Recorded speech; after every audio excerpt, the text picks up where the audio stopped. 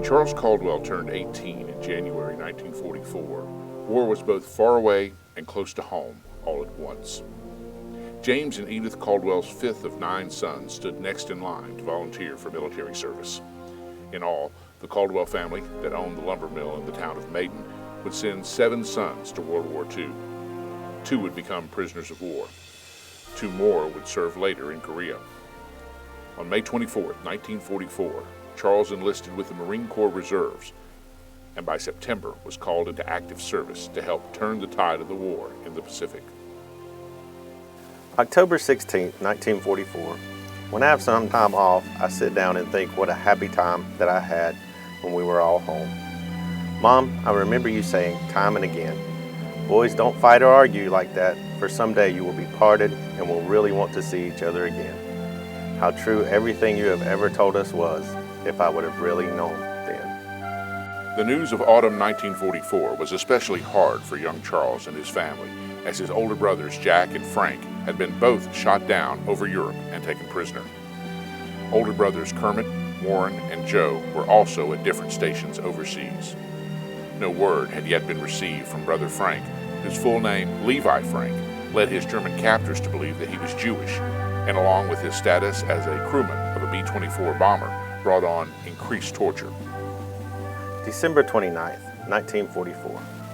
Dear Mom and Dad, I am sorry that you haven't heard anything from Frank and Jack. Well, Mom, don't worry any more than you have to, for they are okay, and you will hear from both of them soon. I haven't told you, but I have a girl I like pretty good. Herbert knows her. She is from Newton, and her name is Mildred. I think you should meet her sometime.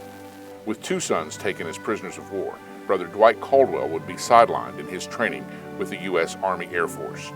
Following in his brother's path to becoming a crewman of a bomber, Dwight would be limited to serving stateside. With the war in Europe drawing to a close in the spring of 1945, Charles and his regiment were preparing for the invasion of Okinawa in the Pacific. April 14, 1945. It is a pretty day here on Okinawa. The sun is shining, and in some ways it reminds me of springtime in the States. The people here bow down to the Marines, which is their way of saying hello. When we go through some of the towns, you really see some sights. Okinawa was a prime staging area for the ultimate invasion of the Japanese mainland to end the war. Okinawan citizens were forced into military service or ordered to commit suicide en masse during the months-long battle by the Imperial Japanese military. After an intense leaflet campaign and bold actions on the part of U.S. forces, civilians began seeking safety by surrendering to the Marines. Charles' Marine Regiment was ordered to advance to the capital of Naha, and on May 21st, Charles entered his first combat zone. On May 24th, exactly 1 year from the date of his enlistment, Charles was wounded in battle from fragmentation wounds to his head and back. Keeping in good spirits, Charles was evacuated from the island to the USS Relief Hospital ship. Provided the best state-of-the-art care of the time, PFC Charles Fay Caldwell succumbed to his wounds on June 12, 1945. Mom, when I get home, I'm going to sit down in that easy rocker in the living room till I get rested really good. Then I want you to feed me some of your good old fried chicken until I am really full. We used to kid him a lot. We called him Chub. He was chubby. Because he was chubby. And we gave him, he got a chew of tobacco from one of the helpers that was helping out in the shop. And he got sick and he started crawling across the front porch, and he was just crying up a storm. That tobacco I remember that. I bet he didn't chew any more tobacco. He was in the best place he could have been in the Marines, because he's pretty rough. He'd just about fight you if you drop your hat if you wanted to fight. All the boys did come home. Jack and Frank survived and were reunited at a hospital in Europe and were transported home. Charles was eventually transferred for burial in the Maiden Cemetery.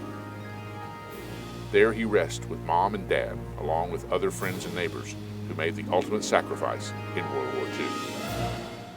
And then when it really gets rough and you have time to think about it, then you go back to your core values, your faith, and what it is that makes you tick. And you just reach down and get those factors and keep them foremost in your mind, and that's what sees you through. After decades of silence, a grandson's school history project helped Brother Frank begin to tell his story of survival in World War II. More research led to the petitioning of Congress to secure Charles service medals, and on Veterans Day 2011, the family gathered as PFC Charles Fay Caldwell, Company A, 1st Battalion, 6th Marine Regiment, was posthumously awarded, among other medals, the Purple Heart.